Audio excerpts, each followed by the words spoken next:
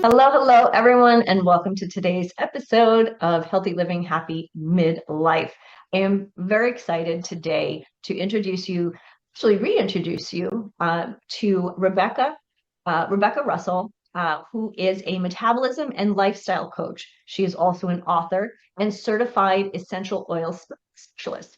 Becky has spent over 30 years embracing a holistic lifestyle to defy a predicted diagnosis of type 2 diabetes.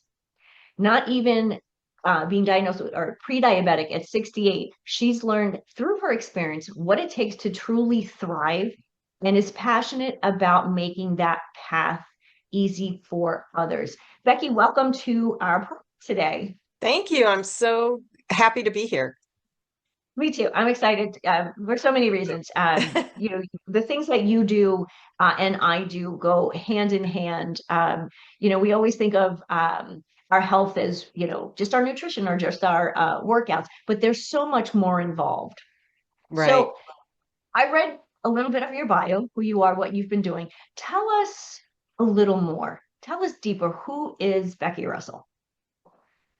Well, she is someone who is very tenacious and loyal and adventurous. And just if you know about Clifton Strengths, that sort of lets you know exactly where you fall. And my number one strength, which I'd been dismissing as a quirk until I took the test, is connectedness. So for me, deep connection is so important. And I just threw it off as I'm from a small town. That's what you do.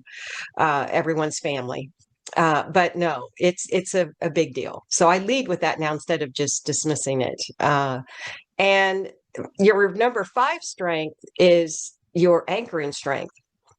And this explains why on my journey to better health, why I couldn't just keep it to myself or a small circle of people who would listen to me. Responsibility is my number five strength. So that explained why I had to start a business at 58 instead of just going my own way.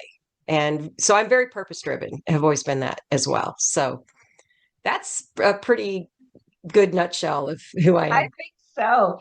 And I think starting a business, especially the business that you're doing with essential oils, that is about connection. Oh, yes. Right? You need to connect with people that, just not just getting to meet people, but getting to know people, getting to understand what their needs are and how you can help them. So I can see where that connection piece absolutely suits you so well. So today we're talking, our talk topic today is you're not broken, you're rebuilding metabolism after 40. So let's talk about that. Explain metabolism, right, in your words. Like people have heard me say what I think, what metabolism in my words, but let's talk about metabolism in your words, your experience, and in your business. Well, I am not a doctor. I'm not anything, uh, in the medical field ever. So I'm not going to ever give a scientific definition or footnotes or my book. There's not one footnote. It's for the average person who just wants to understand holistic health, that approach. So for metabolism, I think the biggest thing to get across is we all think we know what it is, that it just is tied to our weight. And if someone has a slow metabolism, it's super hard to lose weight. And that's typically 40 and over, especially women. And then if someone has a good metabolism, then they have no problem with weight. They lose it easily and it's very annoying, usually men. I know my husband's that way.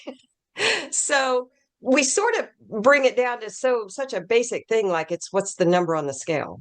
And it is so much more. And it's all about the energy, how do you fuel your body, which then in turn fuels your life, your cells, your brain, your everything. So the metabolism is key, and that's why I focus on it, why you do. But it's not just, you know, if you do what you need to do to support your metabolism, to support give your body the energy it needs and its cells all over your body, you are going to age better. So I think that's why it's so great. What you and I do is we make it sound simple, that is just metabolism, but it's so much more. You're right. It is, and it's about all of health. We think, oh, it's about the way we eat. It's about how much we exercise. And kind of that's what we kind of grew up thinking that health was. But there's so many other pieces that affect metabolism. Um, I could tell Well, and everybody, we got sold ask you the that myth. question. What are other factors that affect metabolism? Yeah, well, we got sold the myth of calories in, calories out, which we know is not true. So that was a huge misunderstanding. But yeah, the things that I really focus on with what I see, so that is what I focus on, is there's probably about five things across the board you're going to see if you have a slow metabolism. Sleep is huge. If you are not getting enough sleep and enough good sleep, that affects your hormones, which affects your satiety and your hunger hormones and so many other things. So, your brain health, everything. Sleep is super important. And then, managing stress, also super important, which can affect your sleep. And of course, how you fuel your body, nutrition, whatever your meal plan is. Mine's the Becky plan. I don't prescribe to just one thing. We're all unique individuals, and you have to have the patience to find what works for your body. And it will change. Mine changed, 4 years ago. And so instead of I am tenacious and stubborn, but I've learned to listen to my body. So when something changed, it was like, okay, let's stop here. This is not normal. So let's figure out what's going on. Instead of just the typical response would be go to the doctor, get a pill, and then that causes other side effects, and you're just on this treadmill of this loop. Yeah, you get And into the cycle. so, yeah, and hydration is huge. I do something called the Zyto scan, and Mhm. it's an amazing tool. It's FDA approved, whether that means anything or not, it is. And it's all about your energy. It picks up on where your body's struggling. And probably 90% of the people I scanned, they're dehydrated and they're vitamin mineral deficient across the board. And they have terrible toxic stress, meaning chemicals in their air, water, uh, products they use. And so, and that's another tip is the chemicals you put on and in your body. Those affect your hormones, which affect your sleep, There's that everything is cycle. connected. It is. Okay, so you just gave us a lot to unpack. First, I love the fact that you're on the Becky plan. And I totally, I want people, I mean, this is important for people to really grasp. Becky is on the Becky plan. Denise is on the Denise plan. Now, could there be some similarities? Possibly. More than likely, there are a lot of dissimilarities than there are similarities. I think this is similarities is a word. I think I just might have made that one up. So I think it's really important for us to know, as women going through the menopause transition, literally from perimenopause through that menopause year into early and even a little bit further into postmenopause, like our body is changed. It's changing. They call it the change for a reason, right? Yeah. But it's not just one change. And Becky's change is different from my change. My change is different from my sister's change, which is actually kind of annoying because her change is a lot easier than mine has been. But again, my sister is on her own plan. Now, finding that plan is not something you just wake up one day and go, this is the plan and it's going to work. So let's talk about that a little bit. How does one, kind of wake up and go, okay, things aren't working the way it used to, things don't work the way they used to work. What is a step? Like what's the first thing a woman should be saying? Okay, this isn't working. I'm gaining weight. I'm not sleeping. What's the first thing that she needs to address or think about? Well, we know the definition of insanity, right? Doing the same thing over and over and expecting different results. So if we've been taking the traditional path toward health and it hasn't given us the results we want, then we need to understand that if we keep going back to that traditional medical system, and I'm not saying we don't need doctors, we absolutely do, but they're into the treatment of disease, not prevention, not being proactive, and they only treat symptoms, which can cause another whole cascade of issues.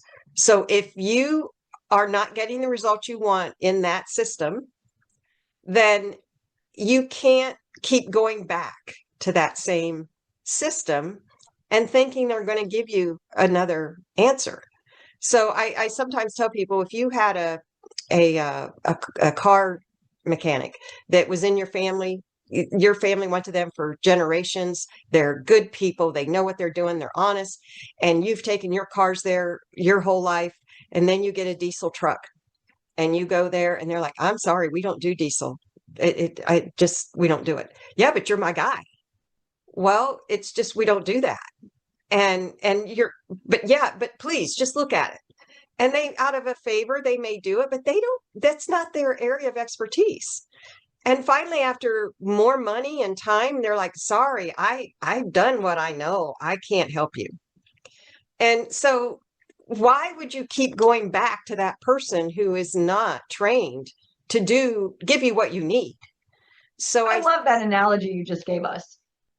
Yeah, I just see that happen over and over. They're so frustrated with their doctor. It's like, it's not the doctor's fault. Right. They're doing what they know. Yes, and absolutely.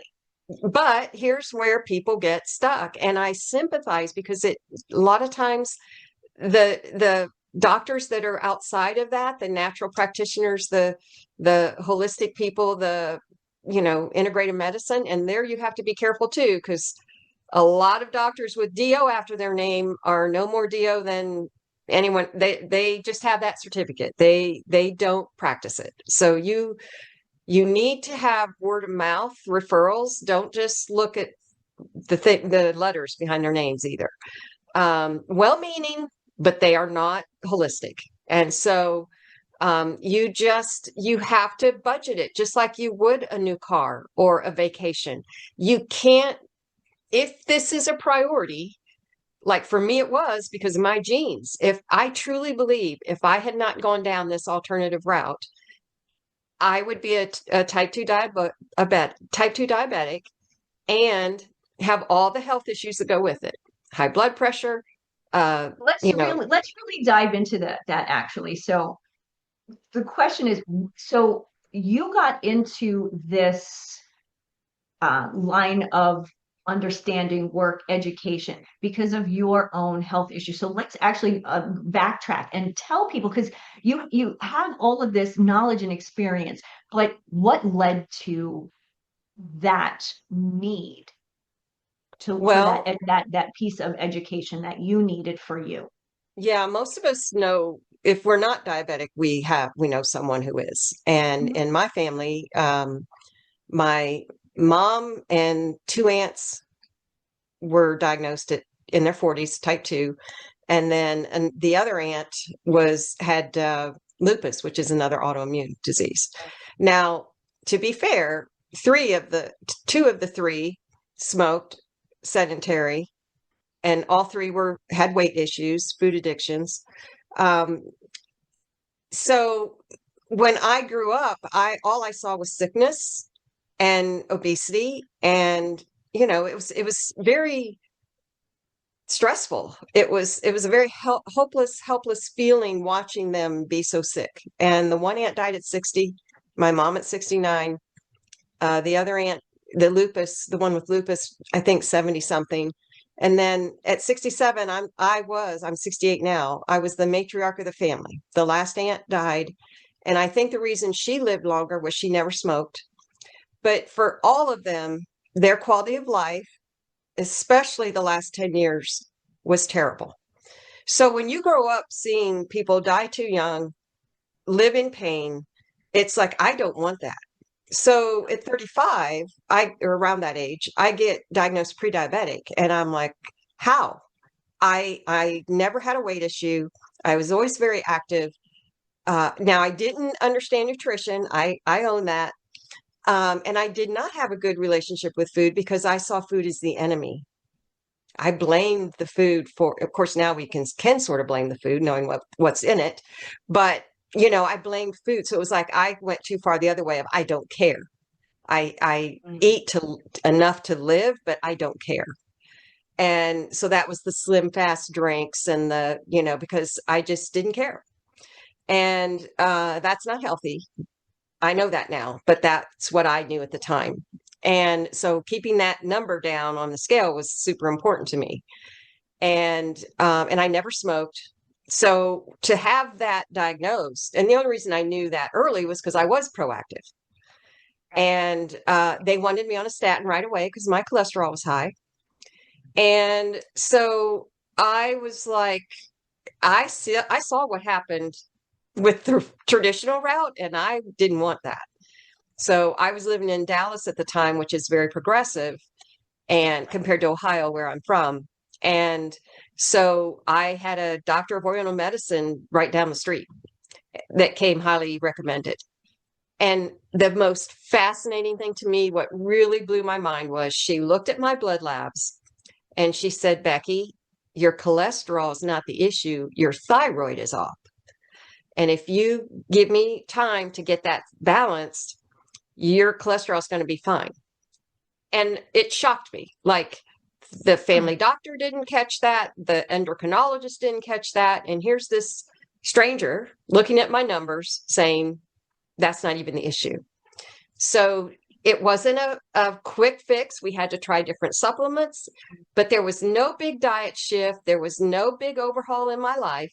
It was mainly the supplements, quality supplements, that got my thyroid under control, and the cholesterol was fine.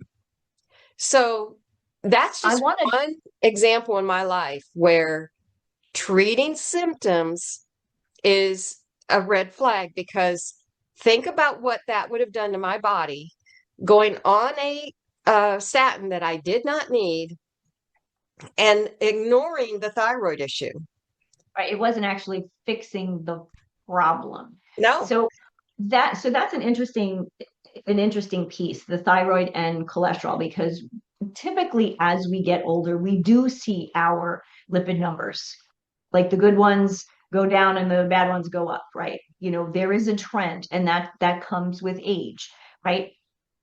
But we have to pay attention to this. I think it's really important that you just mentioned that the cholesterol challenge wasn't just cholesterol. It was the thyroid. We don't understand that as women. We're really not told much about it. We may have our thyroid tested at the doctor, and they do their 3 tests. They don't do all of the tests that you and I know are available. So a lab comes back and it's quote unquote normal. And I'm sure that may have been something that you experienced. It was normal. So why was that? Why would that be an issue? My question always is, normal for who? You're right. And so one of the things, and I think this is an important piece, having a baseline of all of your labs is so important, especially somebody like you who knows that there's been pre-diabetes, diabetes in your family, and all these issues. We tend to not to do those things until something is wrong. Right. So I love the fact that you talk about prevention. So but what really threw me too was this endocrinologist did not look at me. He was Mm. looking at numbers and the statistics, and he was just not even asking me, are you willing to make changes? Are you willing to do this or that? Nothing. He said, if you do not start a statin now, by 40, you'll be full-blown diabetic. And if you start a statin now, you're still going to die a diabetic, but it'll be when you're 80 or so. That, wow, you do not try to take my hope away. That infuriated me. Do not treat me like a number. Yeah, So that's that's that's another red heartbreaking. flag when you are with a doctor. And I had the same issue when I ended up with AFib. They tried to tell me that my risk factor was this because I was female, and when I had another birthday, it was going to go up. And I'm like, excuse me, what? Whoa, wait. If I'm healthy otherwise, why does a birthday matter? And Should, they just dug their heels in, and it was like, okay, I need to switch. This is not going to work. well, the silliness in that too is your birthday could have been the next month. So what was going to change? I know. I know. I Um, can't, no, I won't deal with people like that. yeah, You treat me. yeah. So let's talk about this. A woman in our audience, she's trying to figure this out. What is, aside from trying to do the same thing over and over and over, going the medical route, what is another mistake that you see women making when it comes to their metabolism and overall health? I think the number one thing across the board, every single person, is emotional wellness. And that is so overlooked. But think about it. If you are not dealing with old trauma, you're not trying to heal what has created some sort of health issue. There's a book called The Body Keeps Score. Mhm. And so you hold, and those Zyto scans tell you where you're holding emotions, which is really cool. So if you have not forgiven someone, if you are angry at someone, if you are grieving, and no emotion is right or wrong, but if you're not dealing with it, if you're not acknowledging it and then trying to heal it, then it just manifests in other ways. So that's what worries me so much about and I know this is another whole podcast and I don't want to get into that We mess, could do that. Like we could do that another time. But let's talk. Let's but the bring it up. GLP-1s, yes, for some people, it's especially with kidney disease or something else, they need it. It's, I'm not saying they're bad for everyone. Again, what is your plan? What do you need? But There is a place. Yes. yes, but what worries me, and I did in the book called The Magic Pill, which I highly recommend because it is written by a man who is an investigative journalist, and he takes the GLP-1, but he was very objective in his account of the pros and cons, which really was refreshing. And he brought up a very good point. If, for instance, you put on weight as a teenager, young woman, because of abuse of some sort, you were, attacked or abused in some way, and you're using that weight as a protection to keep people away from you so they won't harm you, they won't find you attractive or whatever your reasoning is. Then you get older, you've buried it, you're moving on, you say you have a family, you're married, you think everything's fine, you just have this weight. So you take the shot, you lose that weight, and suddenly strange men are whistling and giving you compliments, and you have not dealt with what caused all that emotional trauma at the beginning.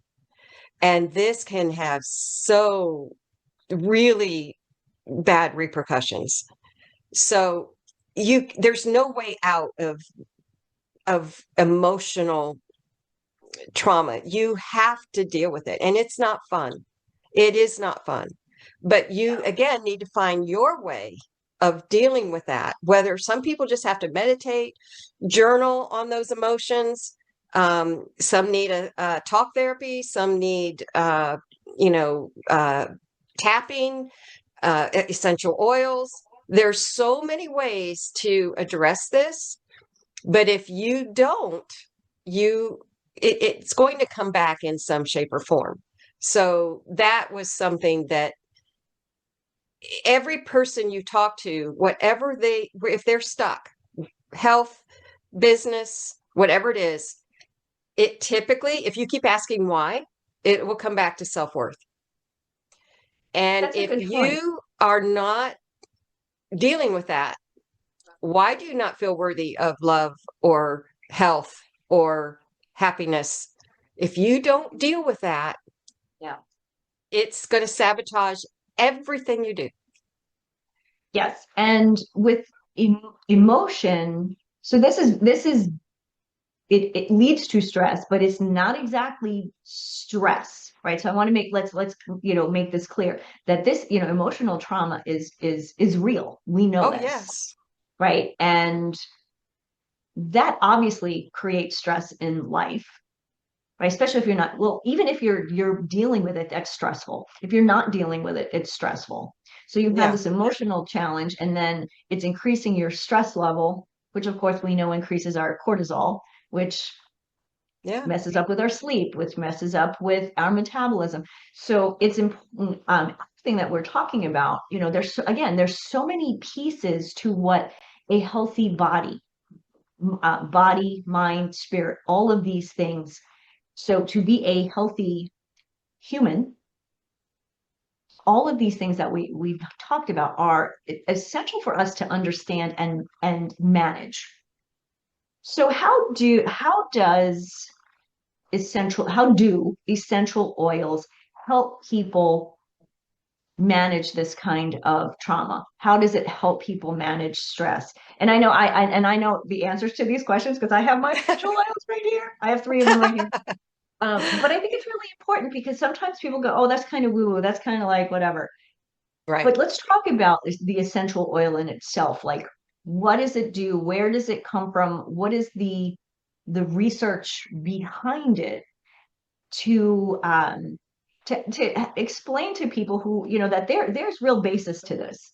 Yeah. Well, again, you're not going to get a scientific thing from me, but That's fine. I will say, um, the power of smell, it is the most powerful, one of the most powerful senses. And so what other thing can make you, when you smell uh turkey cooking in the oven, are you not immediately transported to a Thanksgiving memory? Where, good or bad, some Thanksgivings are horrible for people, and it's traumatic. Other people are like, oh, I just love Thanksgiving. It's when everyone's together and it's all this amazing food, and it's just my favorite holiday. And then, or at the beach, that smell, oh my gosh, it's a one of a kind smell. So the power of this, what makes scent so powerful is when you breathe in, it goes through to the limbic system, which is then tying that smell to an emotion, a memory, and there it stays there. So the reason the essential oils are so powerful with emotional healing is, say, self-worth, which almost everyone deals with in some shape or form, is part of the issue. Why you can't stick to your goals, you know, say you're going to go to the gym or you're going to walk every day. You don't feel worthy of being healthy. Then there's every oil has an emotional component to it, which a lot of people don't know. Even a lot of people that have used oils forever, they don't know about the emotional component. And there's a book called Essential Emotions that can explain all this in much better detail. And it's beautifully written. I mean, beautifully written. I can't tell you how much that, when I read passages from there, my heart is just so happy. But bergamot is the oil of self-acceptance. So say you're not you're stuck in your business and you can't figure out what's going on. You've read all the books, you've talked to all the people, and you start diffusing the bergamot, the oil of self-acceptance, and wild orange, the oil of abundance. And you meditate, you journal, you have that going while you're working in the diffuser. You're associating that smell with that intention. So same thing with your weight, or grapefruit is all about the oil. I can't remember the specific term, but it's all about body image, self-acceptance with the body image. So grapefruit would be a great one if you're battling with loving yourself as you are. And green mandarin is the oil of pure potential. Doesn't that sound like, I mean, that sounds great. So you combine those oils and you make a roller and you put them on, wear them like perfume. Every time you're affirmations, you're saying your affirmations, you're journaling. It is work. It is. You can't get around it. You have to put some time and thought into healing these old stories you're telling yourself, because they're not true. They're stories that you can rewrite. So the oils are just a tool to give you that little boost to help you move forward. Now, I just want to touch on this real quick before we talk about the book. You mentioned the Zytoscan. What exactly is the Zytoscan? Well, a lot of people compare it to sort of a similar way a lie detector works. It's creating a baseline of your energy, basically. And each person's is different. All the numbers are going to be different for each person. And you just put your hand on a little cradle that's attached to my computer. And then it's scanning your body for where is your body struggling, whether it's an organ, whether it's your teeth, whether it's your spine. There's all these reports it will give you. And it will show, if hydration's an issue, if sleep is an issue, and then why. Now, it does not diagnose. It is not diagnostic, but it just pinpoints where to focus. And it's so incredible. And it actually picks up on your emotional blockages as well. So you will find grief. Like the other day, I scanned someone and grief was in the heart. And she goes, well, that's no surprise. I've lost 3 people, in the past 6 months. And so she's reeling. And that doesn't mean it's a red flag. It just means, okay, you're carrying that there. Let's talk about how to sort of let it go, how to ease that, not deny it, not call it good or bad or shame it or anything. Just how do we release it? And so we talk about, journaling, meditating, praying, whatever is your preferred way to do that. I love it. I love it. So let's go talk the last few minutes about this beautiful book. I hope that's not backwards for everybody else, because it seems backwards No, for me. it's shown right. It's The Art of Aging Well. And look at this beautiful mosaic here. It's just such a beautiful cover. What I love about this is the mosaic actually continues through the book, and I'll let you, Becky, explain that. So tell us about a little bit about the book, why you wrote it, and who you hope to impact with it. Well, it's a wellness mosaic, and the reason I wanted to make, even though wellness can feel like a heavy subject, I wanted it to be fun as possible. I wanted there to be a lighter element to it. And it doesn't need it. Yes, it can be complicated, but it really isn't. It's very basic. And it's just, there's so much information, and it's sometimes hard to just keep it very basic all the way through. And so my goal was have a call to action at the end of every part. And also because I don't, if you don't put your information you learn into action, it's sort of a why bother. And then also I wanted to be sort of fun. And you can color in the mosaic on the journal pages. And a local artist and graphic design artist helped me with the design the cover, which was so fun as well. And so this book is not for someone who is looking, like I said, for footnotes or the big deep science behind it. This is for the average person who I know a little bit, but not how to move forward, or I'm sick and tired of being sick and tired, but I don't know what to do. They can't afford a health coach or some sort of big program, which I challenge you. If you're the type of person, if you know yourself and you need that accountability and that one-on-one, budget for it, because people like you, Denise, are just godsends for people who it's still too overwhelming. The book I wrote, they can't break it down. And so it's the book I wished I'd had 30 years ago, because I am a learner and I can take my time and just, okay, I'm going to focus on this right now. And so I can do it one piece at a time. And that's what I stress throughout the book. There's no one size fits all. And you don't want to take on too many things at once, because that's a way to sabotage your efforts.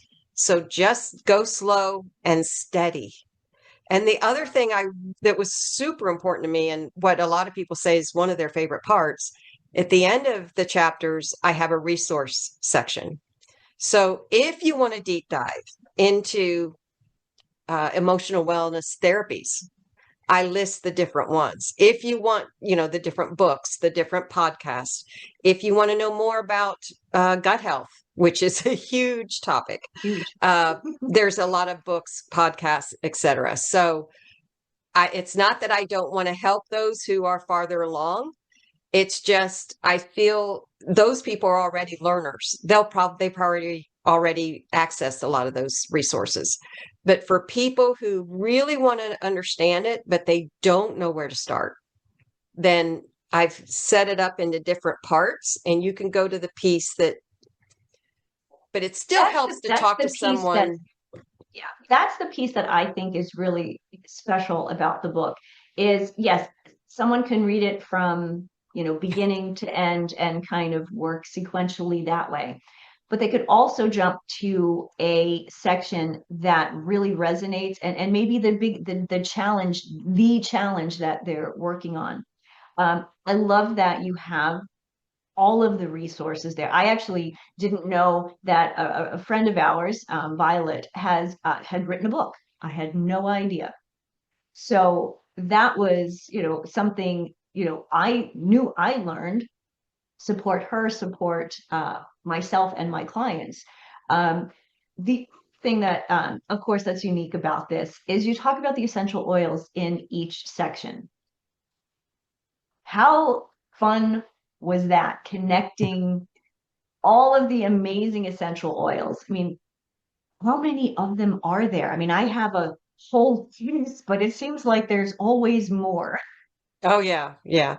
I think, a lot of people are like, well, what's the big deal with the oils? Because and honestly, you can be healthy without them. You can.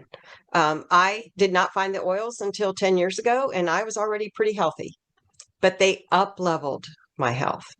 Yes. And I think the piece I was missing up until then was the whole limiting the toxins you put on and in your body. I limited them to, like, maybe I didn't use bleach, or I didn't, I swapped out a few products, but not my skincare, not my, the bigger things. And when I found doTERRA, who, I love their culture, their mission to, bring industry to the poorest places all over the world. I just feel like when I'm buying their products, I'm helping a farmer feed his family. That makes me feel good. But they're vigorous third-party testing, so the sourcing is great. So to have a company I believe in and understand the sourcing is good, then I can release all the decision fatigue of, should I get this supplement here or this, face wash here? Read all the labels, do all that. If it's doTERRA, I know it's a clean product. So, slowly swapping out my old skincare, body care, lotions, deodorants, all those things, cleaning, all of that, the plug-ins, the room sprays, things we didn't Yeah, those are know. horrible. Yeah, We we didn't didn't know. know. And they have to be easy or I don't do it.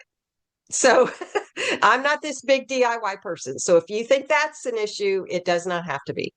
So I think that was the biggest, it helped me up level. So if you want to do it a different way, to limit your chemicals a different way, and you don't mind checking an app for every product you buy, and you don't mind getting stuff from 5 or 10 different companies and all those things, if you don't mind, cleaners, I hate vinegar, the smell. I'm not doing that.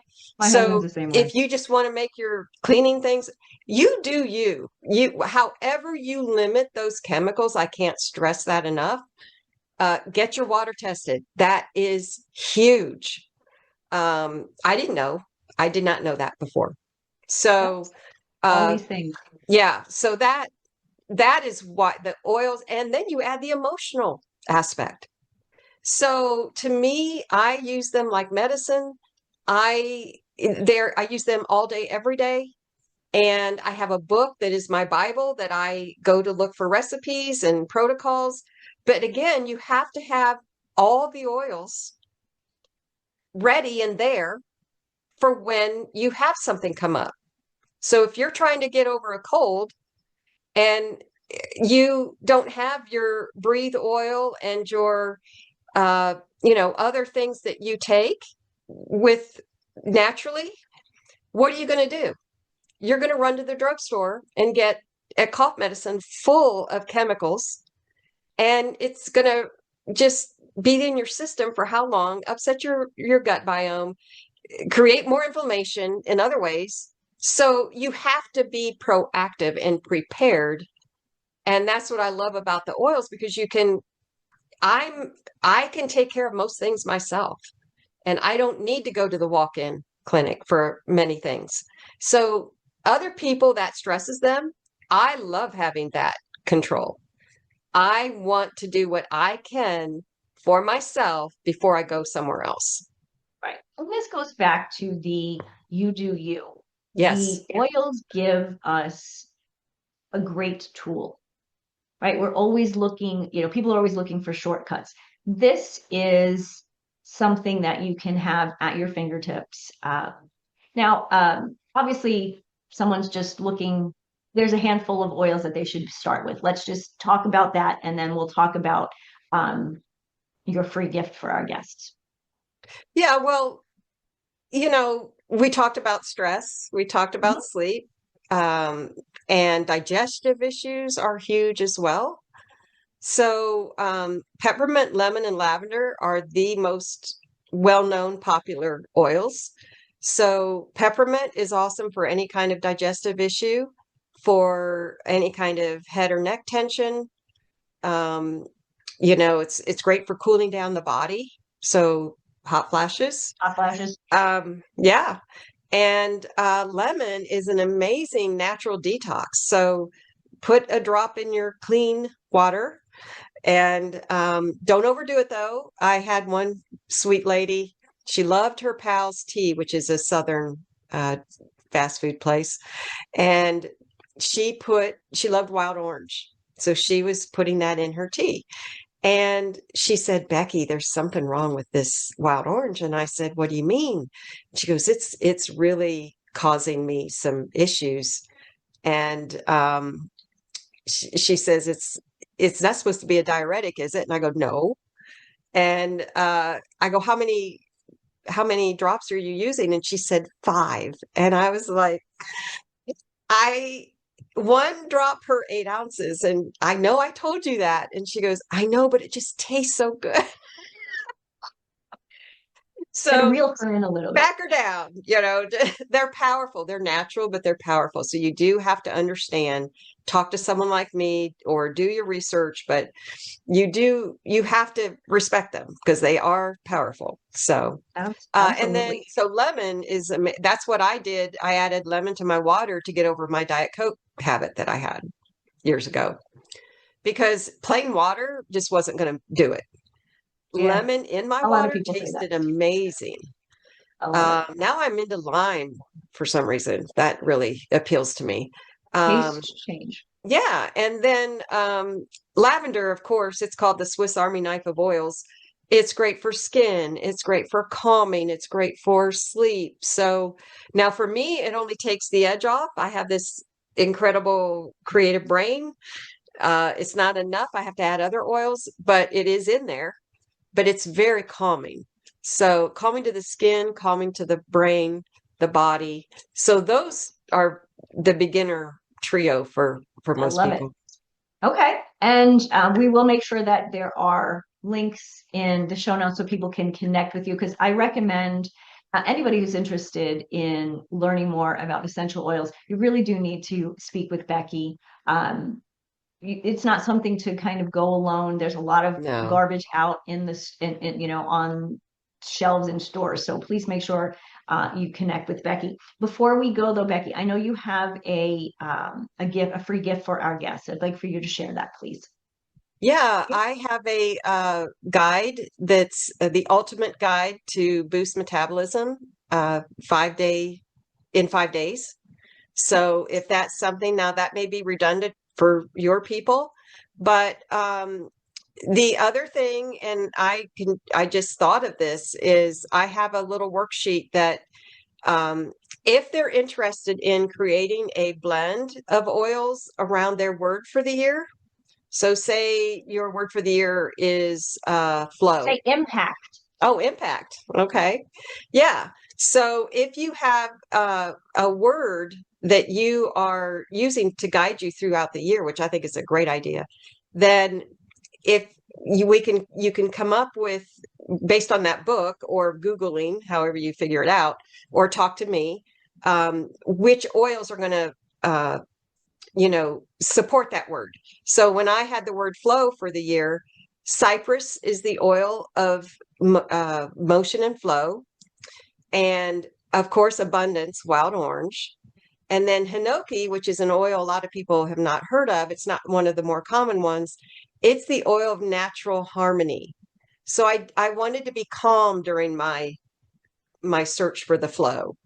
So this sort of walks you through how to create that blend. So I I can think give that's you either fabulous. one. I like that. I like the idea of the blend, but also, isn't there a downloadable journal to go with the book? Absolutely. Yes. Yep. So So I, you have so there three we go. choices.